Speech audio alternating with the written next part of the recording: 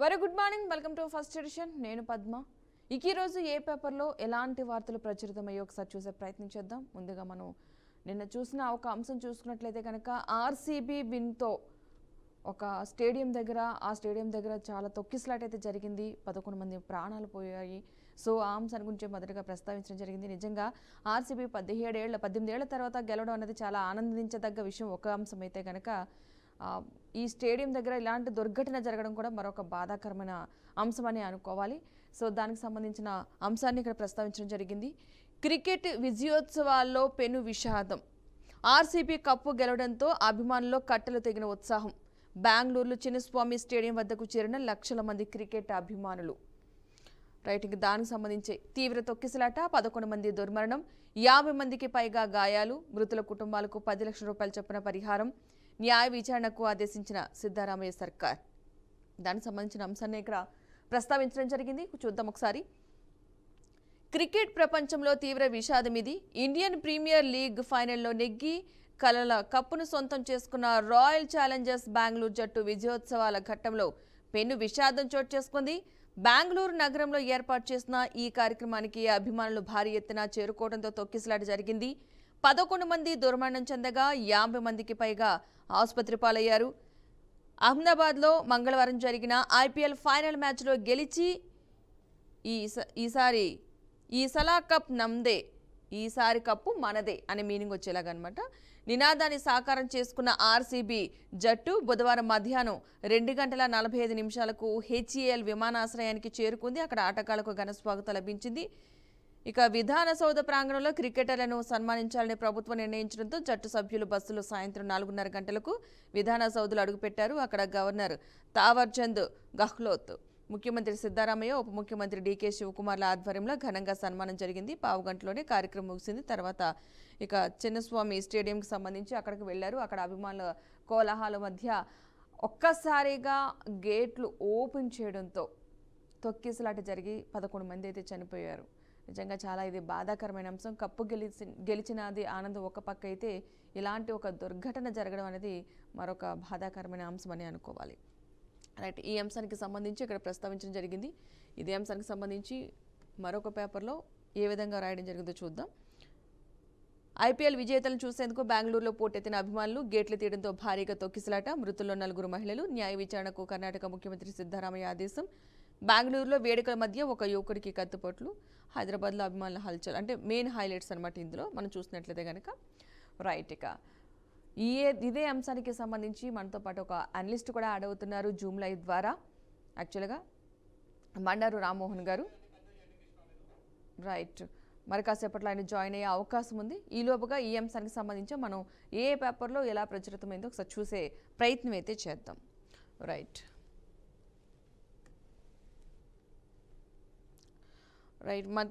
ప్రతి ఒక్క దాంట్లో కూడా ఈ ఐపీఎల్ మ్యాచ్కి సంబంధించి, అంటే మ్యాచ్ సమయంలో జరిగిన, మ్యాచ్ తర్వాత విజయోత్సవాల్లో జరిగిన దుర్ఘటనకు సంబంధించి రాసుకురావడం జరిగింది. అదే అంశాన్ని ఇక్కడ పూర్తిగా కూడా ప్రస్తావించడం జరిగింది.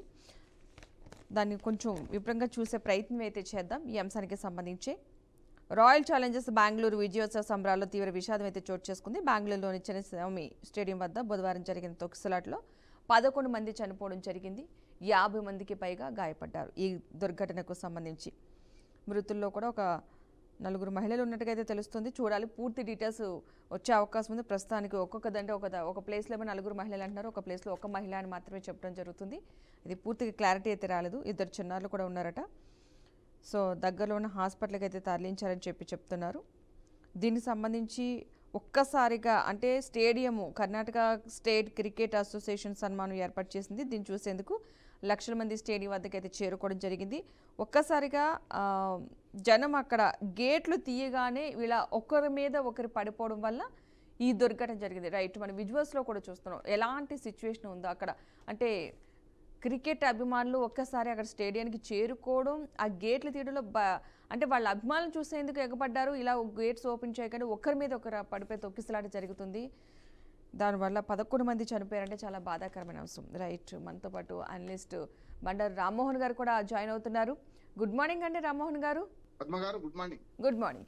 రైట్, ఇక నిన్న జరిగిన ఒక దుర్ఘటన, చాలా బాధాకరమైన అంశం ఒకటి. చిన్నస్వామి స్టేడియంలో జరిగిన ఒక దుర్ఘటన, క్రికెట్ అభిమానులకు సంబంధించి విజయోత్సవాల్లో ఐపీఎల్ మ్యాచ్ విన్ అయిన సందర్భంగా విజయోత్సవాలు జరుపుకున్న నేపథ్యంలో స్టేడియం వద్ద జరిగిన దుర్ఘటన దాదాపు 11 మంది చనిపోయారు. సో ఈ ఘటనని మనం ఏ విధంగా చూడాలి? ఎవరి తప్పిదం వల్ల ఇలా ప్రాణాలు పోయాయి అనుకోవచ్చు? రెండు ఉంటాయి పద్మ గారు. మీకు అట్లాగే బీఆర్పీ న్యూస్ ప్రేక్షకులకు నమస్కారం. ఒకటి వేరే అభిమానం, పిచ్చి, ప్రేమ, ఇవన్నీ కూడా ఇది ఒకటే కాదు. సినిమా నటుల పట్ల కానీ, క్రికెటర్ల పట్ల కానీ, భక్తి కూడా, భక్తి రసంలో కూడా చూశాం కదా. గతంలో 10 ఏళ్ల క్రితం కృష్ణా పుష్కరాల్లో ఆ ముహూర్తంలో మునగాలి అని చెప్పి అప్పుడు జరిపిన సంఘటనలు చూసాం. మొన్న మనకు అలహాబాద్ పుష్కరాల్లో కూడా 100 మంది చనిపోయిన సందర్భం చూసాం. అట్లాగే సినిమా అభిమానంతో సంధ్యా థియేటర్ సంఘటన చూసాం. ఇవన్నీ కూడా కొంచెం ప్రజలు కూడా ఎవరైతే అభిమానులు ఉన్నారో వాళ్ళు అభిమానాన్ని హద్దుల్లో ఉంచుకోవాలి. నెంబర్ 1. ఇప్పుడు 35,000 పట్టే స్టేడియం దగ్గరికి 3 లక్షల మంది పోతున్నారంటే ప్రభుత్వం వైఫల్యం కూడా కనపడుతుంది. అంటే ఆ దారుడని అక్కడికే కదా. మరి 35,000 మంది పట్టే స్టేడియంలో ఇప్పటికీ నిండిపోయాలని చెప్పి దాన్ని అర్థం చేసుకొని అక్కడికి ఆపితే బాగుండేది. అంతేందుకు గేట్లు తెరవడం, ఇంతకుముందు మనం మాట్లాడుకున్నాం కదా, గేట్లు ఒకేసారి తెరవడం. మొన్నటికి మన 6 తిరుమల కింద తిరుపతిలో టికెట్ల అర్చన టికెట్లు ఆ విషయంలో కూడా జరిగిన పొరపాటు అదే కదా. ఒకేసారి లోపల బంధించినట్టు, దొడ్లో బంధించినట్టు అందరిని ఉంచడం, ఒకేసారి గేట్లు తెరవడంతో అందరూ పోలో మట్టి పోతే ఒక స్లాట్లు 6 తెరిపోయారు మన తిరుపతిలో. అంటే ఇవన్నీ చూస్తే అర్థమవుతుంది, నిర్వాహకుల లోపం స్పష్టంగా కనపడుతుంది. అట్లాగే వేరే అభిమానము, పిచ్చి ప్రేమలతో కూడా వీళ్ళు పిల్లలు నేర్చుకొని సినిమాలకు పోవడం, మొదటి రోజు చూద్దాం అనుకోవడం, ఇట్లా ప్రతిదీ కూడా మనకు అర్థమవుతుంది. ఏంటంటే వీళ్ళ అశ్రద్ధ కూడా. అంటే పిల్లల్ని బలి చేస్తున్నారు, ముసలి వాళ్ళు బలి చేస్తున్నారు. వయసుతో నిమిత్తం లేదు. చూసాం కదా, ఇప్పుడు మనం అంత యువత అన్నట్టు కూడా కాదు. కానీ చాలా మంది చనిపోయిన వాళ్ళల్లో మధ్య వయస్కులు ఉన్నారు, ఇతర వయస్కులు కూడా ఉన్నారు. కనుక ఇది కొంచెం అభిమానాన్ని హద్దులో ఉంచుకోవాలి. ఒకటే జన సమర్థ్యం ఉన్న చోటికి మనం పోవాలా వద్దని 1-2 సార్లు ఆలోచన చేయాలి. అక్కడ మనకి ఏమైనా ప్రమాదం జరిగే అవకాశం ఉందా అని బేరీజ్ వేసుకోవాలి. దాంతోపాటు ప్రభుత్వాలు శాంతి భద్రతలు కానీ ఇప్పుడు ఇట్లాంటి వాటిలో మనకు కంట్రోల్ చేయాల్సింది రాష్ట్ర ప్రభుత్వం. కేంద్ర ప్రభుత్వం సంబంధం లేదు, రాష్ట్ర ప్రభుత్వం చేయాలి. కానీ ఏమైందంటే ప్రాణాలు పోయిన తర్వాత సంతాపాలు జరపడం, లేకపోతే ధ్వంసం ఉంటా అని ఇప్పుడు మన పుష్కరాల్లో జరగలేదా, మీరు ఎప్పుడు ఏం చేశారు, కేంద్ర ప్రభుత్వం రాష్ట్ర ప్రభుత్వాన్ని కేంద్రం అనడం ఇది కరెక్ట్ కాదు. ప్రజలు ప్రాణాలు పోయినాయి, విలువైన ప్రాణాలు పోయినాయి. దాని మీద మళ్ళీ రాజకీయాలు మొదలైనవి. నిన్న మధ్యాహ్నం నుంచి మళ్ళీ రాజకీయాలు మొదలైనవి. కనుక ఇది సరైనది కాదు. ప్రజల ప్రాణ రక్షణ చేయాల్సిన బాధ్యత ప్రభుత్వాలే. దానికి అవసరమైన ఏర్పాటు చేయాల్సిన బాధ్యత వాళ్ళది. ప్రజలు నిజంగానే వేరే అభిమానంతో, పిచ్చి అభిమానంతో పోతుండొచ్చు, కానీ వాళ్ళని కంట్రోల్ చేయాల్సిన బాధ్యత ఎవరిది? ప్రభుత్వానికి కదా, పోలీసులది కదా. కనుక ఇక్కడ ప్రభుత్వ వైఫల్యం కనపడుతుంది.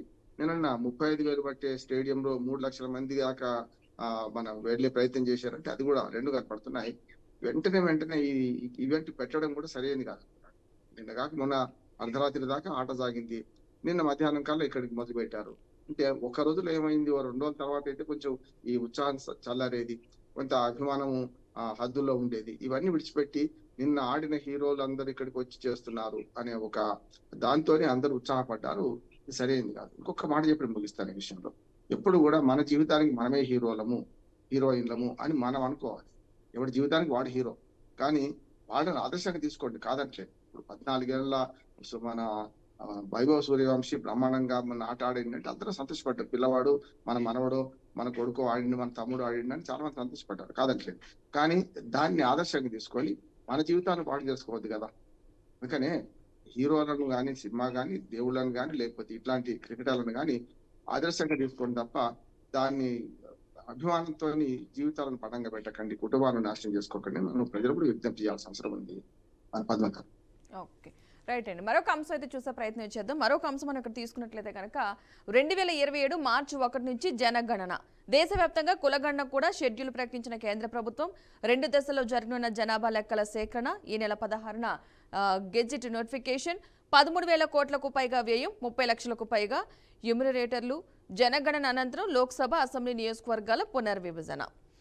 దీనికి సంబంధించిన అంశం అక్కడ ప్రస్తావించడం జరిగింది. ఒకసారి చూసే ప్రయత్నం చేద్దాం. దేశవ్యాప్తంగా జనాభా లెక్కల సేకరణ కేంద్ర ప్రభుత్వం ముహూర్తం అయితే ఖరారు చేస్తుంది. 2027 మార్చి 1వ తేదీ నుంచి దేశంలో 16వ జనగణనను చేపట్టనున్నట్లుగా తెలిపింది. జనగణనతో పాటే కులగణన కూడా చేపడతామని తెలిపింది. ఈ మేరకు కేంద్ర హోంశాఖ బుధవారం షెడ్యూల్ అయితే ప్రకటించింది. 2 దశల్లో జనాభా లెక్కలు సేకరించనున్నట్లయితే వివరించింది. అయితే హిమపాతం ఎక్కువగా ఉండే హిమాచల్ ప్రదేశ్, ఉత్తరాఖండ్తో పాటు కేంద్ర పాలిత ప్రాంతమైన లదాఖ్లో 2026 అక్టోబర్ 1 నుంచి జనగణన ప్రారంభమవుతుందని కేంద్ర హోంశాఖ వెల్లడించింది. మొత్తం మీద దేశంలో 16 ఏళ్ల తర్వాత జనగణన జరగనుంది. ఇక సామాజిక ఆర్థిక వివరాలతో సమగ్రంగా జనగణన చేపట్టాలని కేంద్ర ప్రభుత్వం నిర్ణయించింది. తొలిసారిగా పౌరులే స్వయంగా ఆన్లైన్లో తమ వివరాలు నమోదు చేసుకునే అవకాశం కల్పించనున్నారు. జనాభా లెక్కల సేకరణకు 13,000 కోట్లకు పైగా వెచ్చించనున్నారు. ఈ భారీ ప్రక్రియలో 30 లక్షల మందికి పైగా ఎన్యూమరేటర్లు, సూపర్వైజర్లు పాల్గొన్నట్లుగా అధికార వర్గాలైతే తెలిపాయి. జనగణన షెడ్యూల్ జనాభా లెక్కల ప్రకారం చట్టం 1948 సెక్షన్ 3 ప్రకారం ఈ నెల 16న అధికారికంగా గెజెట్ నోటిఫికేషన్ ఇవ్వనున్నట్లు కేంద్ర హోంశాఖ అయితే తెలిపింది. రైట్. ఓకే రామ్మోహన్ గారు, ఇప్పుడు మనం కొత్తగా ఇంకొక అంశం అయితే తెరపైకి వచ్చింది. జనగణనకు సంబంధించి దాంతో పాటుగా కులగణన కూడా ఉండబోతుందని చెప్పి. సో 16 ఏళ్ల తర్వాత ఈ జనగణన స్టార్ట్ అవుతుంది కదా, మరి దీన్ని ఏ విధంగా చూడాలంటారంటే ఈ జనగణన వల్ల ఎవరికి ఉపయోగం అంటారు? ఆహ్వానించదగ్గది, ఎందుకంటే దాన్ని మనం స్వాగతించాలి. ఇప్పటికే 6 ఏళ్ల ఆలస్యమైంది, ఇప్పటికే ఇంకో సంవత్సరం ఆలస్యం కాబోతుంది. కనుక జనగణన చేయాల్సిన బాధ్యత కేంద్ర ప్రభుత్వానికి ఎప్పుడు కూడా. దాంతో కులగణన కూడా కలిపారు. ప్రజల ఆకాంక్షల మేరకు ఇది కలపడం కూడా మంచిదే. ఎప్పుడో 1931లో బ్రిటిష్ వాళ్ళ కాలంలో మాత్రమే కులగణన అంటే ఉపకులాల విభజన జరిగింది ఆనాడే. కానీ ఆ తర్వాత 41లో జరగలేదు, రెండో ప్రపంచ యుద్ధం రావడం వల్ల. 51 నుంచి స్వతంత్ర భారతదేశంలో ఇప్పటి వరకు 7 సార్లు కులగణన మన జనగణన జరిగింది, కులగణన జరగలేదు. కానీ జనగణన మాత్రమే జరిగిందంటే కులగణన కూడా జరిగింది, కానీ ఎస్సీ ఎస్టీ అంటే కేవలం వర్గాలు మాత్రమే విభజించారు. షెడ్యూల్ కాస్ట్, షెడ్యూల్ ట్రైబ్స్ అని చెప్పి ఆ రెండు చేశారు. మిగతా కులాలు బీసీలు కానీ ఇతరత్ర కులాల ప్రసక్తి ఎక్కడ లేదు. కనుక ఇప్పుడు మేమెంతో మాకంత అనే కుల చైతన్యం పెరగడం, కులాల వారిగా ఓటు రాజకీయాలు రావడం, ఇవన్నీ దాన్ని బట్టి మనకు కులగణన కావాలని ఒక డిమాండ్ అవుతున్నది. అంటే మిగతా పార్టీలన్నీ డిమాండ్ చేసిన తర్వాత కేంద్ర ప్రభుత్వం అంగీకరించింది, కులగణన చేస్తానని. మంచిది అంటున్నాడు. ఎందుకంటే ఏదో ఎప్పుడో ఒకసారి తేలిపోవాల్సింది. మేము ఇంతమంది ఉన్నామని అందరూ చెప్పుకుంటే, ఇప్పుడు 100 మంది ఉంటే 150 మంది కులాల గణన ఎవరికి వాళ్ళు చేసుకుంటే 150 మంది జనాభా పెరుగుతుంది. అట్లా కాకుండా జనాభా సేకరణ, లెక్కల సేకరణ కేంద్ర ప్రభుత్వం బాధ్యతనే చేయాల్సిందే. కానీ నా అభ్యంతరం ఏంటంటే స్వాగతించాల్సిందే కానీ 2 ఏళ్ల తర్వాత అంటున్నారు. ఇప్పుడు ఆల్మోస్ట్ ఇప్పుడు మనం జూన్ లో ఉన్నాం అంటే మహా అయితే అంటే 21 నెలల తర్వాత చేస్తా అంటున్నారు. యాక్చువల్ గా విభజన చట్టం గతంలో డిలిమిటేషన్ యాక్ట్ లో 2001లో చేసిన దాన్ని బట్టి 2026 తర్వాత జనాభా లెక్కలను అనుసరించి డిలిమిటేషన్ చేస్తామన్నారు. కనుక 2026 తర్వాత అంటే ఆటోమేటిక్ గా 2026 మార్చిలో మొదలుపెట్టి ఏమో ఉండే కనుక ఒక సంవత్సరం ముందుకు జరిగితే బాగుంటుందని నా ఉద్దేశం. ఇప్పటికి కూడా బడ్జెట్ లో ఈసారి 571 కోట్లు మాత్రమే కేటాయించినప్పుడే అనుకున్నాం ఈ సంవత్సరం కులగణన ఉండదని. కానీ రేపు 2026 అనే ఒక టార్గెట్ పెట్టుకున్నాం కనుక 2026 లోపల చేస్తే కూడా అది చెల్లదు.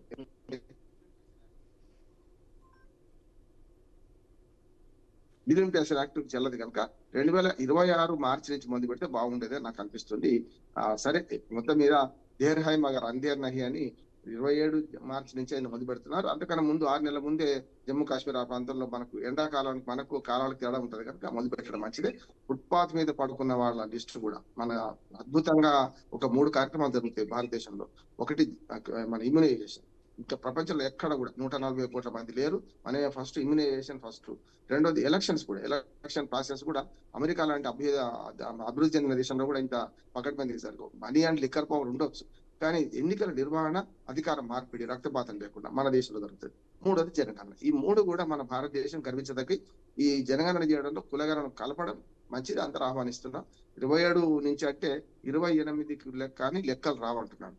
మరి ఎప్పుడు రేపు 29లో మళ్ళీ పార్లమెంట్ ఎన్నికలు జరగాల్సి ఉంటుంది, 28లో కొన్ని రాష్ట్రాల్లో ఎన్నికలు జరగాల్సి ఉంటుంది. వాటికి పనికొచ్చేటట్టు చేయాలంటే నా ఉద్దేశం ఏంటంటే ఒక సంవత్సరం ముందుకు జరిపితే ఇంకా బాగుంటుందని నా ఉద్దేశం. అప్పుడు అన్ని లెక్కలు వస్తాయి. మహిళా రిజర్వేషన్లకు దీనికి కూడా పీఠముడు ఉంది పద్మ గారు. మహిళా రిజర్వేషన్లు అమలు కావాలన్నా జనగణన జరగాలి, అట్లానే మీరు అన్న బీసీ రిజర్వేషన్లు అమలు కావాలన్నా జనగణన జరగాలి. కనుక ఇది 29 ఎన్నికలకు కూడా పనికి రాకుండా చేయడం కంటే కొంచెం ముందు జరిపి పార్లమెంట్ ఎన్నికలు 29లో జరుగుతుంది, 2029లో. అప్పటికల్లా స్పష్టమైన లెక్కలు డిలిమిటేషన్ పూర్తి కావాలి. ఈ 2 ప్రాసెస్లు అంటే ఒక లేట్ అయితే పూర్తి కాదు కనుక కేంద్ర ప్రభుత్వం ఆలోచించాలి, ముందుకు చెప్తే ఇంకా మంచిదని నేను అనుకుంటున్నాను. ఓకే, దీనివల్ల ఎవరు అంటే ఉన్న ప్రజలకు ఉపయోగకరమే అంటారా, రాజకీయ నాయకులతో పాటుగా? ఖచ్చితంగా. ఇప్పుడు మన జనాభా ఎంత ఉంది, ఏ వర్గాలు ఎంత ఉన్నాయి, ప్రణాళికలు వేసుకోవాలని అన్నిటికీ జనగణన ముఖ్యం కదా. రాష్ట్రాలకు అధికారం లేదు, రాష్ట్రాలకు వెళ్ళి చేసిన బీహార్ చేసింది, మన తెలంగాణ ప్రభుత్వం చేసింది, ఇది లెక్కలోకి రావు. సుప్రీంకోర్టు తీర్పు ప్రకారం కూడా యాజ్ అడ్వకేట్ చెప్తున్నాను, వాళ్ళు ఏమన్నారంటే మీకు మీరు లెక్క చేసుకుని మీ ప్రణాళికలు వేసుకోవడానికి, ఆర్థిక ప్రణాళికలు వేసుకోవడానికి, సామాజిక ముఖ్యంగా సంక్షేమానికి పనికొస్తే గానీ లీగల్ గా ఇది రిజర్వేషన్ పనికి రాదని కోర్టే తీర్పు చెప్పింది. అటువంటి అప్పుడు కోర్టు పరిధిలో ఉన్న అంశం కనుక దీన్ని కేంద్ర ప్రభుత్వమే పూర్తి స్థాయిలో కులగణన కానీ జనగణన చేస్తే దాని శాంక్షన్ ఉంటుంది. జనగణన అయితే పూర్తిగా మన భారత రాజ్యాంగం ప్రకారం కేంద్ర ప్రభుత్వం చేయాలి. జనగణన రాష్ట్రాలు వాడు చేయడానికి వీలు లేదు. రాష్ట్రాలు చేస్తారు. మండలం నుంచి మొదలు పెడితే యూనిట్ అంటే గ్రామము, మండలము అంటే మన దగ్గర మండలాలు, ఇతర దగ్గర తాలూకాలు ఉంటాయి, లేకపోతే బ్లాకులు ఉంటాయి. అట్లా 3 అంచెల వ్యవస్థ కింది స్థాయిలో ప్రతి రాష్ట్ర వారి అట్లా దేశంలో ఉన్న జనాభా లెక్కలు మొత్తం తీయడానికి కేంద్ర ప్రభుత్వం అధికారం ఉన్నది. చేయడం మంచిదే. మీరన్నా 30 లక్షల మంది కంటే ఎక్కువ పడతారు. ఆధునిక కాలంలో ఇప్పుడు గతంలో పట్టేంత టైం పట్టకపోవచ్చు. ఎందుకంటే చివరి కులగణన 2011లో జరిగింది మనకు. అదే జనగణన కూడా. అప్పుడే జనగణన కులగణన 2 జరిగినాయి. కానీ ఆనాడు కులగణన బయట పెట్టలేదు. 1.5% తప్పులు ఉన్నాయని చెప్పి బయట పెట్టలేదు. ఇప్పటికైనా సరే మీరు అన్నట్టు 16 ఏళ్ల తర్వాత 17 ఏళ్ల తర్వాత ఈ కులగణన జరుగుతుంది కనుక ఆహ్వానిస్తూనే కొంచెం ముందుకు జరిపితే నేను అన్న చిక్కులు రావంటున్నాడు. ఏది మహిళా రిజర్వేషన్ అమలు కానీ ఎన్నికల్లో 2029 ఎన్నికల కులగణన పనికి రావడం కానీ ఇవన్నీ కావాలంటే ఓ సంవత్సరం ముందు జరిపి 2026 మార్చి నుంచి మొదలు మంచిదని నేను అంటున్నాను. ఓకే, రైట్ అండి. ఇంకా మరొక అంశం అయితే చూద్దాం. ఇందులో మరొక అంశం తీసుకున్నట్లయితే కనుక స్థానిక ఎన్నికలపై నేడు స్పష్టత. కేబినెట్లో నిర్ణయం తీసుకునే ఛాన్స్, భూభారతి చట్టంలో పలు సవరణలు, రిజిస్ట్రేషన్ స్లాట్ బుకింగ్ ఫీజు వసూలు, సాదా బైనమా అంశాలపై మంత్రివర్గంలో చర్చ, ఉద్యోగులు రైతాంగ సమస్యలపై తుది నిర్ణయం, హోమ్ రోడ్ల నిర్మాణ విధానంలో మార్పులు, కాళేశ్వరంపై విజిలెన్స్ కమిషన్ సిఫార్సులపైన 3 డిఏలు వెంటనే ఇవ్వండి, మిగతా 2 డిఏలు పీఆర్సీలో కలపండి, పీఆర్సీ ఫిట్మెంట్ 51% ఇవ్వండి, సప్లిమెంటరీ బిల్లులు ఒకే దఫాలో క్లియర్ చేయండి, హెల్త్ కార్డుల అంశాన్ని త్వరగా తేల్చండి, మంత్రివర్గ ఉపసంఘానికి ఉద్యోగ జేఏసీ విజ్ఞప్తి, పదవి విరమణ వయసు పెంపు వద్దన్న నేతలు. రాష్ట్రంలో ఎప్పుడెప్పుడైనా ఎదురు చూస్తున్న స్థానిక సంస్థల ఎన్నికలపై గురువారం స్పష్టత వచ్చే అవకాశం ఉంది. ఎన్నికలు ఎప్పుడు నిర్వహించాలి అనే దానిపై మంత్రివర్గ సమావేశంలో కీలక చర్చ అయితే జరగనున్నట్లుగా తెలుస్తోంది. ప్రస్తుతం స్థానిక ఎన్నికలు జూలైలో ఉంటాయనే ప్రచారం అయితే జరుగుతుంది. కేబినెట్లో ఈ అంశంపై తుది నిర్ణయం తీసుకునే అవకాశం ఉంది. మరోవైపు ఉద్యోగులు లేవనెత్తిన అంశాలు వ్యవసాయ సీజన్ సమీపిస్తున్న నేపథ్యంలో ఆయా అంశాలపైన కూడా చర్చించి నిర్ణయాలు తీసుకున్నారు. ఉద్యోగుల డిఏలు, ఆర్థికేతర అంశాల పరిష్కారంపై ప్రభుత్వం ఇప్పటికే ఒక నిర్ణయానికి వచ్చింది. మొత్తం ఇప్పుడు మనం ఒక హైలైట్ పాయింట్ ఇక్కడ తీసుకున్నట్లయితే కనుక స్థానిక సంస్థల ఎన్నికలకు సంబంధించి ఈరోజు ఒక స్పష్టత వచ్చే అవకాశం ఉన్నట్లయితే తెలుస్తుంది. మనం దీన్ని ఏ విధంగా ముందుకు తీసుకెళ్ళొచ్చు అంటారు? అంటే ఎలాంటి నిర్ణయం వచ్చే అవకాశం ఉందనుకోవచ్చు అంటారు? పద్మగారు 4 అంశాలు ముఖ్యంగా మీరు అన్నట్టు స్థానిక ప్రభుత్వాలు, స్థానిక సంస్థలనే మాటిస్తాం. యాక్చువల్గా అంటే మనం మాడుతున్నాం కానీ రాజ్యాంగంలో స్పష్టంగా లోకల్ సెల్ఫ్ గవర్నమెంట్ అనే మాట ఉంది. అంటే మనం అవమానించుకున్నట్టే. అంటే మన మీడియా అంటలేదు, రాజకీయ నాయకులు అదే వాడుతున్నారు. ఇన్స్టిట్యూషన్స్, పంచాయతీరాజ్ ఇన్స్టిట్యూషన్స్ అని, స్థానిక సంస్థలు, లోకల్ బాడీస్ అని వాడుతున్నారు. అది కరెక్ట్ కాదు. రాజ్యాంగంలో స్పష్టంగా లోకల్ సెల్ఫ్ గవర్నమెంట్ అంటే సెల్ఫ్ గవర్నమెంట్ స్థానిక స్వపరిపాలన, పరిపాలన చేసే గవర్నమెంట్ అవుతుంది కదా. మన రాజ్యాంగంలో ఆర్టికల్ 40లో రాసుకున్నాం.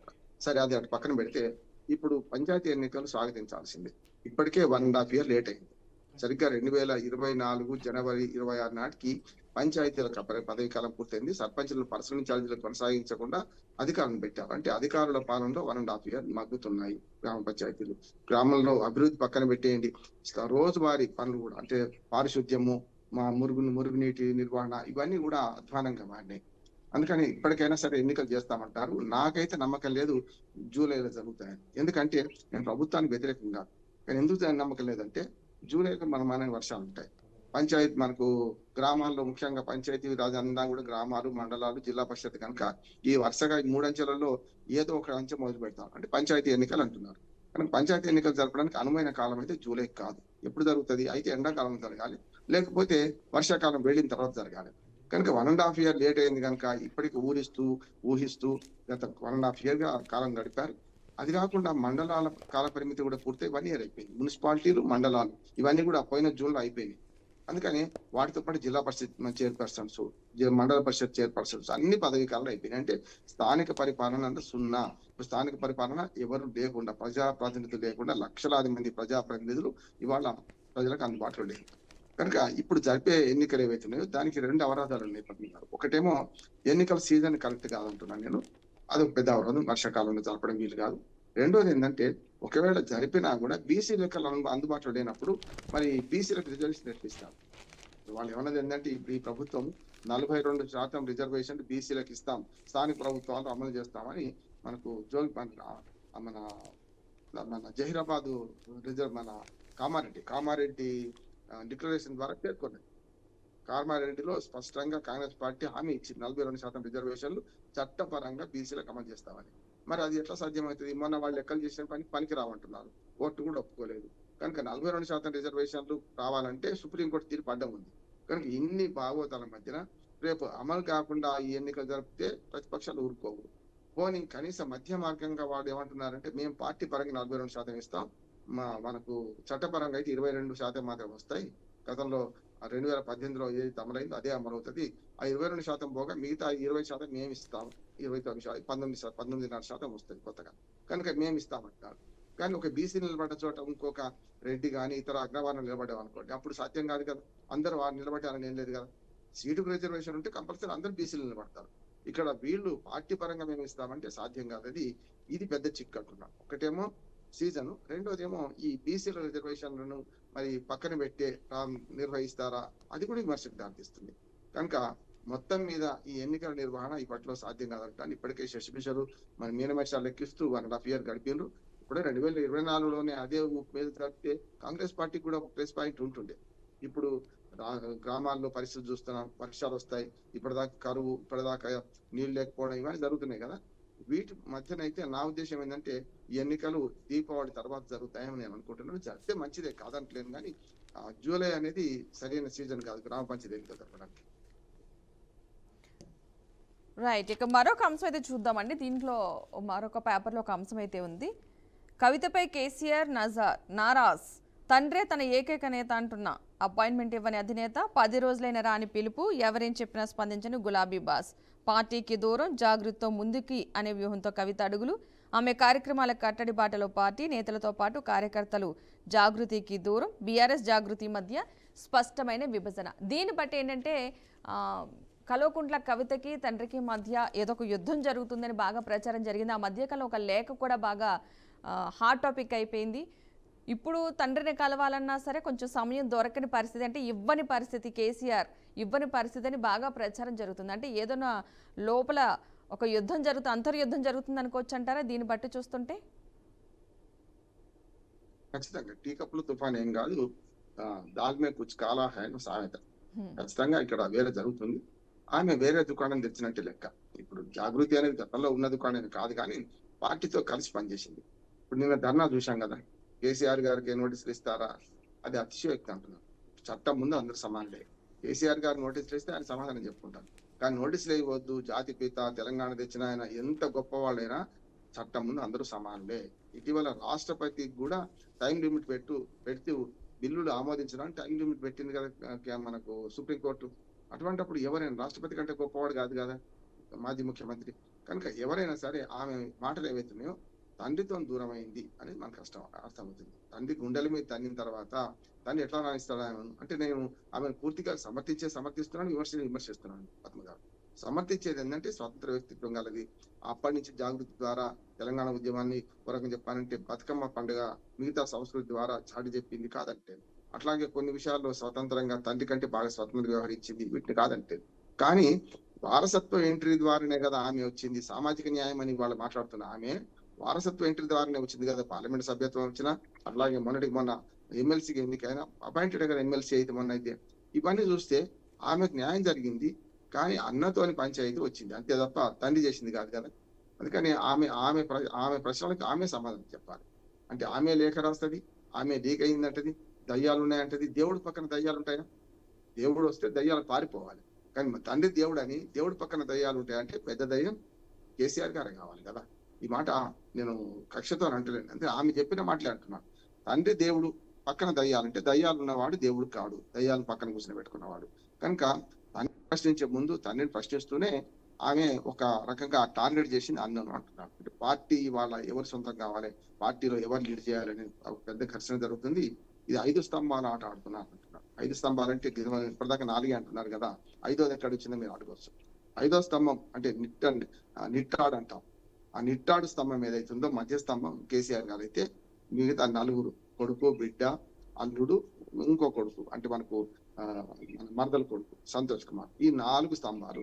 సంతోష్ కుమార్ కొంచెం వైస్ మ్యాన్ కనుక డిప్లొమాట్ కనుక పక్క తిరిగిండు, అయినా సరే తన ప్రభావం ఇంకా పార్టీ మీద ఉన్నది. అది పరోక్షంగా ఉంటుంది. ప్రత్యక్ష రాజకీయాలలో రాజ్యసభ మెంబర్ అయినా కూడా ఆయన పెద్దగా వీటిలో చేసినట్లేడు. కేసీఆర్ గారికి అతి దగ్గరగా ఉన్నాడు. ఎవరైనా అపాయింట్మెంట్ కావాలంటే ఆయన ఇప్పించాడు. కానీ మిగతా 3 రాజకీయాలు కీలక పాత్ర వహిస్తున్నారు.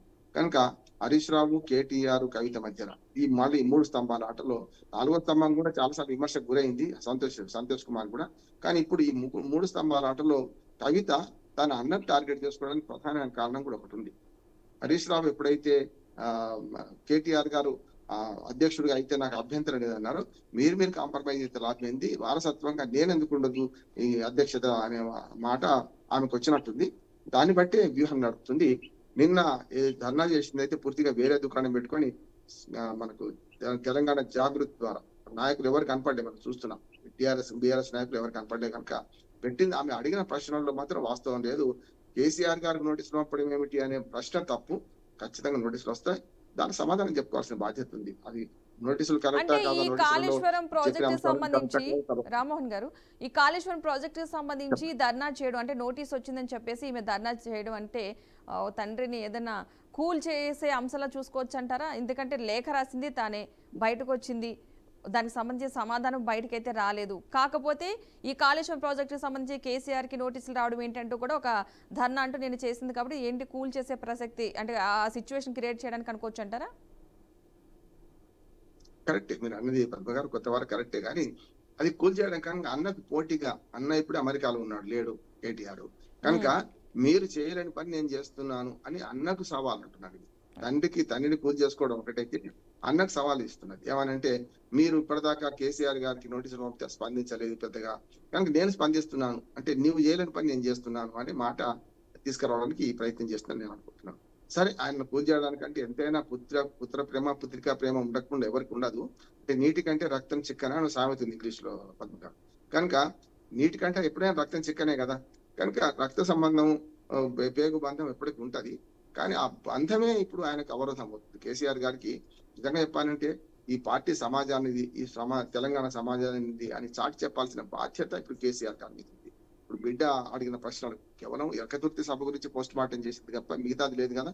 నేనేమంటున్నాను, ఇప్పటిదాకా ప్రజా సమస్యల మీద ఆమె తీసుకోవడం లేదు. ఏకతుర్తి సభలో కాంగ్రెస్ ను కార్నర్ చేయలేదు ఎందుకు, బీజేపీని కార్నర్ చేయలేదు ఎందుకు, ఈ మాటలే మాట్లాడుతుంది. మనందరం మాట్లాడుకుంది కేసీఆర్ గారు మెత్తపడ్డారా, ఎట్లా మాట్లాడారని. సభ జరిగిన 5 నిమిషాల్లో పెట్టిన కేసీఆర్ గారు మాట్లాడిన 5 నిమిషాల్లో పెట్టి నేను చాలా టీవీ ఛానల్లో మాట్లాడినా. అది ఆనాడు ప్రజల మనసులో ఉన్న ప్రశ్నలు వేసింది, కాదంటలేదు. కానీ అసలైన ప్రశ్నలు వేరేది అంటున్నారు. పార్టీ గత 11 ఏళ్లుగా అహంకారంతో అవినీతితో ఎందుకు దూరమైంది, ప్రజలకు అధికారానికి ఎందుకు దూరమైంది, ఈ ప్రశ్నలు వేసుకున్నారు ఎప్పుడైనా మౌలికమైన ప్రశ్నలు. ఇవాళ సామాజిక న్యాయం అంటున్నా ఆమె గతంలో సామాజిక న్యాయం కోసం ప్రయత్నం చేసిద్దా? సామాజిక న్యాయమే అంటే గతంలో ఈ పార్టీ నుంచి వెళ్ళగొట్టిన వాళ్ళందరూ సామాజిక న్యాయం కోసం కొట్లాడిన వాళ్ళే కదా. ఒక నరేంద్ర, ఒక విజయశాంతి, ఒక రవీంద్ర నాయక్, ఒక మన ఈటల రాజేందర్, ఇట్లా రాములు నాయక్, ఇట్లాంటి వాళ్ళందరూ పార్టీ నుంచి బయటకు పోయారు కదా. మన పొయ్యి మళ్ళీ వచ్చిన వాళ్ళు ఉన్నారు, దాసోజీ శ్రవణ్ నుంచి మొదలు పెడితే పొయ్యి మళ్ళీ వచ్చిన వాళ్ళు ఉన్నారు. కనుక వీళ్ళందరినీ దూరం చేసింది కదా ఆమె. మరి అటువంటి అప్పుడు ఆమె అంటే ఆ పార్టీ సామాజిక న్యాయం అని లేదని ఇప్పుడు అంటుంది. మరి సామాజిక న్యాయం కోసం పోరాడిన గులాబీ జెండా మేమే వారసులమని ఒక మాట అన్నందుకే ఈటల రాజేందర్ ను పక్కన పెట్టారే, బయట అవమానకరంగా బయటకు పంపించారే. మరి అటువంటి అప్పుడు ఆనాడు ఎందుకు ప్రశ్నించలేదు? ఈమె అనే సమస్య వస్తుంది కదా పద్మ గారు. అందుకనే ఇది కేవలం వాళ్ళ కుటుంబ కథా చిత్రం చూపెడుతున్నారు. కుటుంబ కథా చిత్రం ఏది? కుటుంబ కథా చిత్రంలో ప్రజలు లేరు, వాళ్ళ కుటుంబం ఉన్నది. కుటుంబాన్ని విడిచిపెట్టి ప్రజల మధ్యకు వస్తే కేసీఆర్ గారికి మళ్ళీ విలువ ఉంటుంది. 40% ఓట్లు, 39 సీట్లు వచ్చినాయి కదా, మనం తక్కువేం రాలే. 38% ఓట్లు వచ్చినాయి, 39 సీట్లు వచ్చినాయి, ప్రధాన ప్రతిపక్షం నిలబెట్టారు. అసలు పని విడిచిపెట్టి మీ కుటుంబ తాగాలు పెట్టుకుంటుంటే శత్రువులు ఎక్కడ ఉండరు, మన ఇంట్లోనే ఉంటారు. తమ్ముల రూపంలో, అన్నల రూపంలో. నేను స్త్రీ పక్షపాతిని, అందుకని కేవలం చెల్లెళ్ళు, అన్నల అక్కలు అన్నారు ఆయన ఆ డైలాగ్. అట్లాంటి అందరూ కుటుంబ సభ్యుల రూపంలో శత్రువులు ఉంటారు అనేది మనకు అర్థమవుతుంది. కేసీఆర్ గారు ఇప్పుడు ఏం మాట్లాడకపోవడానికి ప్రధానమైన కారణం ఏంటంటే కొడుకు గుడ్డల మీద దాన్ని గతంలో ముఖ్యమంత్రి నేనే అని ఒక రకంగా చెప్పాలంటే ప్రచారం చేసుకున్నాను. అంటే ఆయన బతుకుండగానే అధికారంలో అప్పుడే గుండెల మీద దాన్ని కొడుకుని ఏం చేయలేకపోయాడు, ఇప్పుడు గుండెల మీద తన బిడ్డను కూడా ఏం చేయలేకపోతున్నాడు. కనుక కేసీఆర్ గారు బతికుండి శోభ అనుభవిస్తున్నాడు. రాజశేఖర్ గారు చచ్చిపోయి బతికిపోయాడు. అంతే. రైట్ అండ్ థ్యాంక్ యూ అండి. Thank you so much Rammohan గారు, మంచి విశ్లేషణ అయితే అందించారు. మనం చూసాం కదా ఇవాళ ఫస్ట్ ఎడిషన్లోని హైలైట్ అయిన అంశాలను కూడా. ఇది వాళ్ళ first edition. Keep watching BRK news Telugu సత్తా.